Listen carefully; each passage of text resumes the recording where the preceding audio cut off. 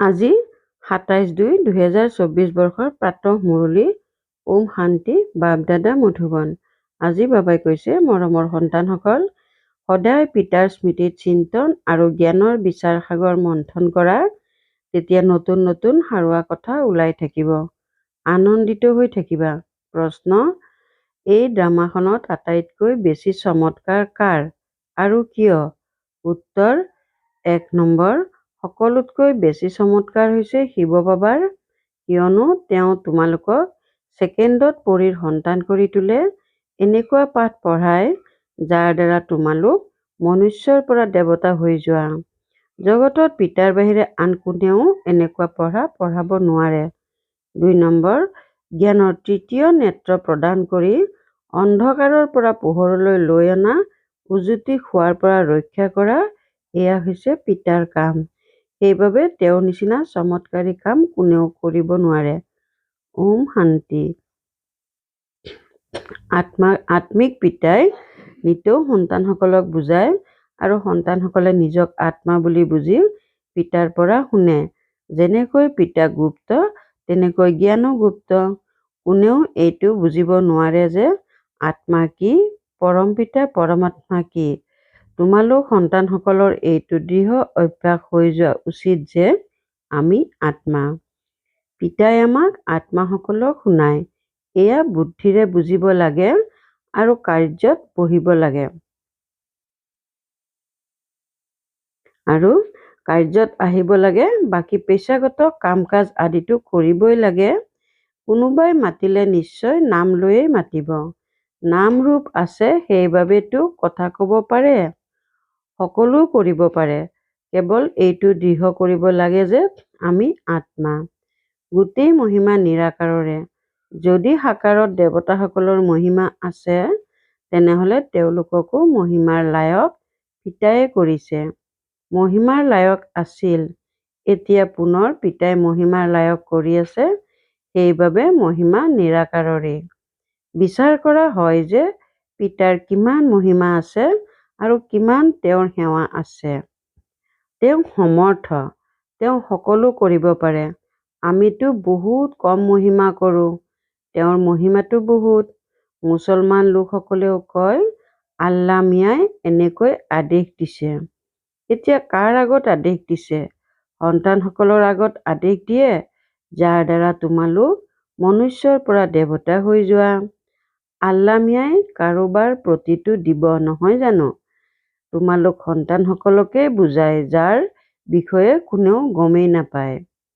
এতিয়া তোমালোকে গম পাইছা, আকৌ এই জ্ঞান নোহোৱা হৈ যাব। বৌদ্ধ ধৰ্মীসকলেও এনেকৈ ক'ব, খ্ৰীষ্টানসকলেও এনেকৈয়ে ক'ব। কিন্তু কি আদেশ দিছিল সেয়া কোনেও নাজানে। পিতাই তোমালোক সন্তানসকলক উল্ফ আল্লাহ আৰু বে বাদশ্বাহীৰ বিষয়ে বুজাই আছে। আত্মাই পিতাৰ স্মৃতি পাহৰিব নোৱাৰে। আত্মা অবিনাশী, সেয়েহে স্মৃতিও অবিনাশী হৈ থাকে। পিতাও অবিনাশী। গোৱাও হয়, আল্লাহ মিয়াই এনেকৈ কৈছিল। কিন্তু তেওঁ কোন? কি কৈছিল? এয়া একোৱেই নাজানে। আল্লাহ মিয়াক পাথৰ, শিলগুটি আদিত আছে বুলি কৈ দিছে, তেন্তে আকৌ কি জানিব? ভক্তি মাৰ্গত প্ৰাৰ্থনা কৰে। এতিয়া তোমালোকে বুজি পোৱা যে যিয়ে আহে তেওঁ সতো ৰজো তমোত আহিবই লাগে। যীশুখ্ৰীষ্ট, বৌদ্ধ যিয়ে আহে তেওঁলোকৰ পিছত সকলো অৱনমিত হ'বই লাগে। আৰোহণ কৰাৰ কথা নাই। পিতাহে আহি সকলোকে আৰোহণ কৰায়। সকলোৰে সদ্গতিদাতা এজনেই, আন কোনো সদ্গতি কৰিবলৈ নাহে। ধৰি লোৱা যীশুখ্ৰীষ্ট আহিল, বহি কাক বুজাব? এই কথাবোৰ বুজিবলৈ ভাল বুদ্ধিৰ দৰকাৰ। নতুন নতুন যুক্তি উলিওৱা উচিত। যত্ন কৰিব লাগে, ৰত্ন উলিয়াব লাগে। সেইবাবেই বাবাই কয়, বিচাৰ সাগৰ মন্থন কৰি লিখা, পুনৰ পঢ়া যে কি কি ৰৈ গ'ল। বাবাৰ যি ভূমিকা সেয়া চলি থাকিব। পিতাই কল্পপূৰ্বে শুনোৱা জ্ঞান শুনায়। এয়া সন্তানসকলে জানে যে যিসকল ধৰ্ম প্ৰতিষ্ঠা কৰিবলৈ আহে, তেওঁলোকৰ পাছে পাছে সেই ধৰ্মাৱলম্বী সকলো অৱনমিত হ'বলগীয়া হয়। তেওঁলোকে কাৰোবাক কেনেকৈ উঠাব? চিৰি তললৈ নামিবই লাগে। প্ৰথমতে সুখ, পাছত দুখ। এই নাটকখন বহুত বঢ়িয়াকৈ ৰচি থোৱা আছে। বিচাৰ সাগৰ মন্থন কৰাৰ প্ৰয়োজন। তেওঁলোক কাৰো সদগতি কৰিবলৈ নাহে। তেওঁলোক আহে ধৰ্ম প্ৰতিষ্ঠা কৰিবলৈ। জ্ঞানৰ সাগৰ এজন, আন কাৰো জ্ঞান নাই। ড্ৰামাত সুখ দুখৰ খেলটো সকলোৰে বাবে। দুখতকৈ সুখ বেছি। ড্ৰামাত ভূমিকা পালন কৰে তেন্তে নিশ্চয় সুখী হোৱা উচিত। পিতাই জানো দুখ স্থাপন কৰিব? পিতাইতো সকলোকেই সুখ দিয়ে। বিশ্বত শান্তি হৈ যায়। দুখ-ধামতো শান্তি হ'ব নোৱাৰে। শান্তি তেতিয়া পোৱা যাব যে যেতিয়া শান্তিধামলৈ উভতি যাবা। পিতাই বহি বুজায়, এইটো কেতিয়াও পাহৰিব নালাগে যে আমি পিতাৰ লগত আছো। পিতা আহিছে অসুৰক দেৱতা কৰি তুলিবলৈ। এই দেৱতাসকল সদগতিত থাকোঁতে তেতিয়া বাকী সকলো আত্মা মূলবতনত থাকে। ড্ৰামাত সকলোতকৈ বেছি চমৎকাৰ হৈছে বেহদৰ পিতাৰ, যিয়ে তোমালোকক পৰীৰ সন্তান কৰি তোলে। পঢ়াৰ দ্বাৰা তোমালোক পৰী হোৱা। ভক্তি মাৰ্গত একোৱেই বুজি নাপায়, মালা জপি থাকে। কোনোৱে হনুমানক, কোনোৱে আন কাৰোবাক স্মৰণ কৰে। তেওঁলোকক স্মৰণ কৰিলে কি লাভ? বাবাই মহাৰথী বুলি কৈছে, সেয়েহে তেওঁলোকে হাতীৰ ওপৰত আৰোহণ কৰা দেখুৱাইছে। এই সকলো কথা পিতাইহে বুজায়। ডাঙৰ ডাঙৰ লোকসকল কৰবালৈ গ'লে তেতিয়া কিমান আদৰ সৎকাৰ কৰে। তোমালোকে আন কাকো আদৰ সৎকাৰ নকৰা। তোমালোকে জানা যে এই সময়ত গোটেই বৃক্ষজোপাৰ জৰাজীৰ্ণ অৱস্থা। বিহৰ দ্বাৰা উৎপত্তি হোৱা। এতিয়া তোমালোকৰ অনুভৱ হোৱা উচিত যে সত্যযুগত বিহৰ কথা নাথাকে। পিতাই কয়, মই তোমালোকক পদমাপদম কৰি তোলো। সুদমা পদমাপদম হৈ নগ'ল জানো? সকলোৱে নিজৰ বাবেই কৰে। পিতাই কয়, এই পঢ়াৰ দ্বাৰা তোমালোক কিমান উচ্চ হৈ যোৱা। সেই গীতা সকলোৱে শুনে, পঢ়ে। এওঁ ব্ৰহ্মা বাবা পঢ়িছিল, কিন্তু যেতিয়া পিতা আহি শুনালে তেতিয়া আচৰিত হৈ গ'ল। পিতাৰ গীতাৰ দ্বাৰা সদগতি হ'ল। এয়া মনুষ্যই বহি কি ৰচনা কৰিছে? তেওঁলোকে কয় যে আল্লাহ মিয়াই এনেকৈ ক'লে, কিন্তু আল্লাহ কোন? সেয়া একোৱেই বুজি নাপায়। দেৱী দেৱতা ধৰ্মাৱলম্বীয়েই ভগৱানক নাজানে তেন্তে যিসকল পাছত আহে তেওঁলোকে কি জানিব? সকলো শাস্ত্ৰৰ শিৰোমণি গীতাকে ভুল কৰি দিছে, তেনেহলে বাকী শাস্ত্ৰবোৰৰ কি হ'ব? পিতাই আমাৰ সন্তানসকলক যি শুনায় সেয়া প্ৰায় লোভ হৈ গৈছে। এতিয়া তোমালোকে পিতাৰ পৰা শুনি দেৱতা হৈ আছা। পুৰণি জগতৰ হিচাপটো সকলোৱে নিষ্পত্তি কৰিবই লাগিব। তেতিয়া আত্মা পবিত্ৰ হৈ যায়। তেওঁৰো যদি কিবা হিচাপ নিকাচ আছে সেয়া নিষ্পত্তি হৈ যাব। আমিয়েই প্ৰথমতে যাওঁ, পুনৰ আমিয়েই প্ৰথমতে আহোঁ। বাকী সকলোৱে শাস্তি ভোগ কৰি হিচাপ নিকাচ নিষ্পত্তি কৰিব। এইবোৰ কথাত বেছি নাযাবা। প্ৰথমতেতো নিশ্চয় জন্মোৱা যে সকলোৰে সদগতিদাতা হৈছে পিতা।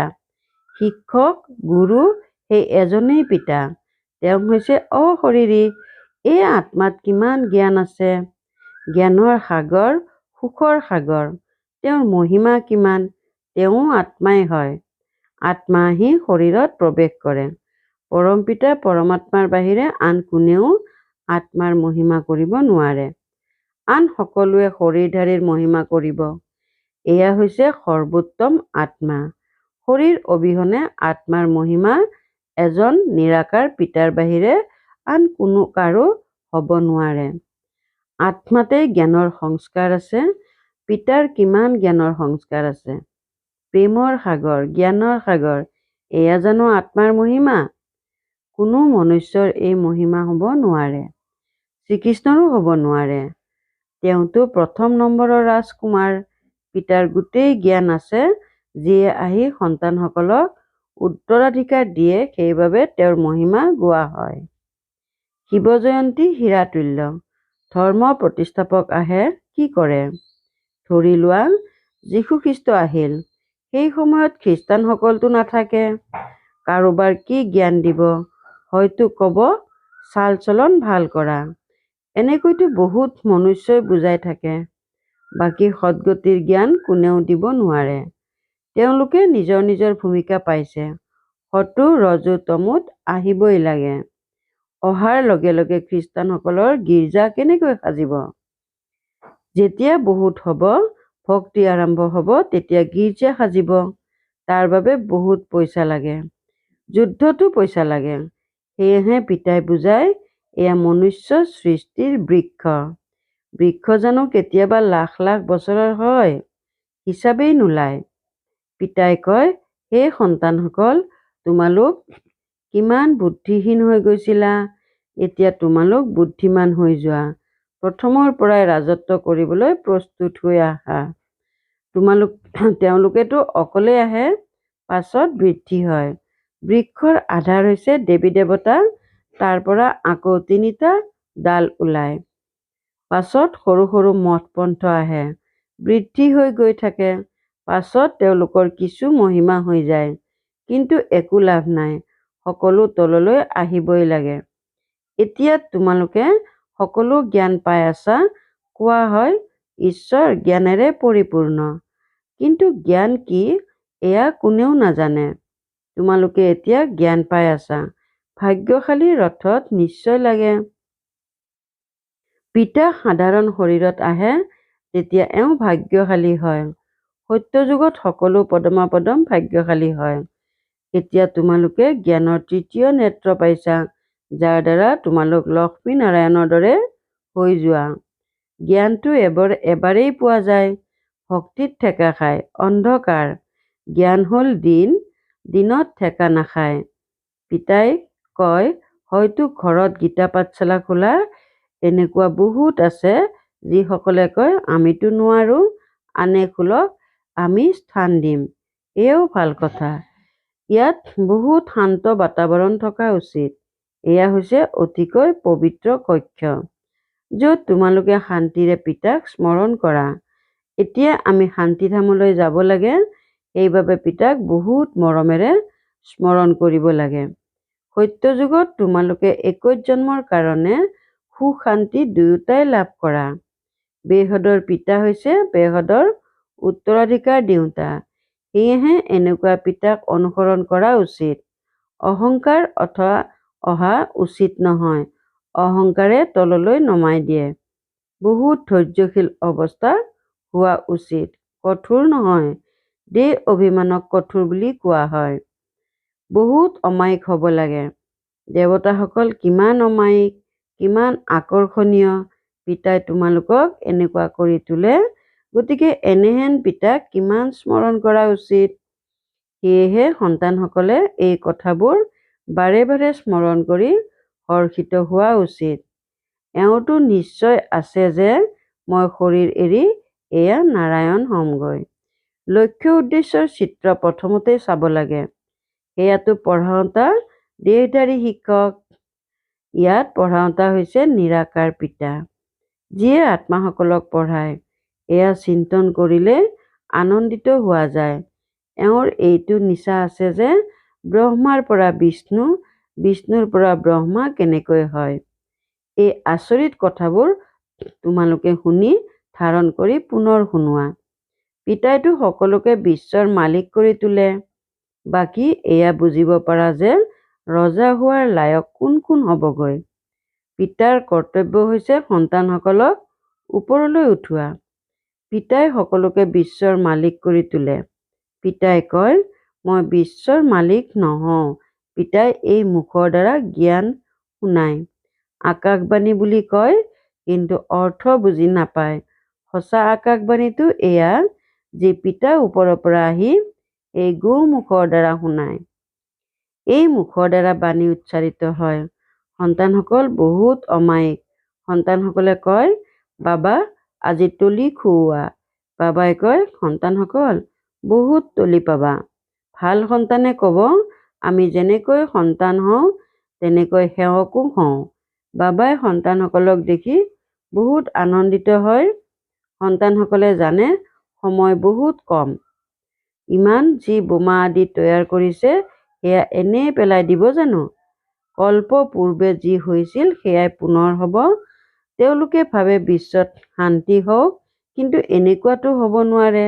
বিশ্বত শান্তি তোমালোকে স্থাপনা কৰা। তোমালোকে বিশ্বৰ বাদশ্বাহী পুৰস্কাৰ পোৱা। দেউতা হৈছে পিতা। যোগ বলৰ দ্বাৰা তোমালোকে বিশ্বৰ বাদশ্বাহী লোৱা। শাৰীৰিক বলেৰে বিশ্বৰ বিনাশ হয়। শান্তিৰে তোমালোকে বিশ্ব বিজয় প্ৰাপ্ত কৰা। ভাল বাৰু। অতি মৰমৰ কল্পৰ পাছত পুনৰাই মিলিত হোৱা সন্তানসকলৰ প্ৰতি মাতা পিতা বাপ দাদাৰ স্নেহপূৰ্ণ স্মৰণ আৰু সুপ্ৰভাত। আত্মিক পিতাৰ আত্মিক সন্তানসকলক নমস্কাৰ। ধাৰণাৰ বাবে মুখ্য সাৰ 1 নম্বৰ, নিজৰ অৱস্থা বহুত ধৈৰ্যশীল কৰি তুলিব লাগে। পিতাক অনুসৰণ কৰিব লাগে। কোনো কথাতে অহংকাৰ দেখুৱাব নালাগে। দেৱতাসকলৰ নিচিনা অমায়িক হ'ব লাগে। 2 নম্বৰ, সদায় হৰ্ষিত হৈ থাকিবলৈ জ্ঞানৰ মন্থন কৰি থকা। বিচাৰ সাগৰ মন্থন কৰা। আমি যিদৰে ভগৱানৰ সন্তান হওঁ তেনেকৈ সেৱকো হওঁ, এইটো স্মৃতিৰে সেৱাত তৎপৰ হৈ থকা। বৰদান, মন মনা ভৱৰ লগতে মধ্যাজী ভৱৰ মন্ত্ৰ স্বৰূপত স্থিত হৈ থাকোঁতা মহান আত্মা হোৱা। মন মনা ভৱৰ লগতে মধ্যাজী ভৱৰ মন্ত্ৰ স্বৰূপত স্থিত হৈ থাকোঁতা মহান আত্মা হোৱা। তোমালোক সন্তানসকলৰ মন মনা ভৱৰ লগতে মধ্যাজী ভৱৰ বৰদানো প্ৰাপ্ত হৈছে। নিজৰ স্বৰ্গৰ স্বৰূপ স্মৃতিত থাকিলে তাক কোৱা হয় মধ্যাজী ভৱ। যিসকল নিজৰ শ্ৰেষ্ঠ প্ৰাপ্তিৰ নিচাত থাকে তেওঁলোকেই মধ্যাজী ভৱৰ মন্ত্ৰ স্বৰূপত স্থিত হৈ থাকিব পাৰে। যি মধ্যাজী ভৱ হয় তেওঁ মন মনাটো হ'বই। এনেকুৱা সন্তানসকলৰ প্ৰতিটো সংকল্প, প্ৰতিকাৰ, বচন আৰু সকলো কৰ্ম মহান হৈ যায়। স্মৃতিস্বৰূপ হোৱা অৰ্থাৎ মহান আত্মা হোৱা। শ্লোগান, আনন্দ তোমালোকৰ বিশেষ সম্পদ। এই সম্পদ কেতিয়াও নেৰিবা। আনন্দ তোমালোকৰ বিশেষ সম্পদ। এই সম্পদ কেতিয়াও নেৰিবা। ওম শান্তি।